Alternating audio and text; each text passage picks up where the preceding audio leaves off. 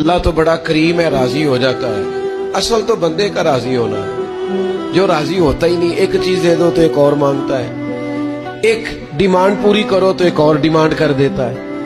ये बंदा अगर उस मकाम पे पहुंच जाए कि ये राजी हो जाए अपने रब से और ये कहे कि अल्हम्दुलिल्लाह मेरे मालिक ने जहां मुझे रखा है कमाल हो गया, अगर ये राजी हो जाए फिर अल्लाह ताला इससे सुकून भी देता है, इत्मीनान भी देता है, यकीन कामिल की दौलत भी मिलती है, इस्तकामत भी मिलती है, सजदे का ज़ौक़ भी मिलता है, इबादत का नूर भी मिलता है, हुकूकुल इबाद अदा करने में आसानी भी होती है, फकीरी में बादशाही भी होती है।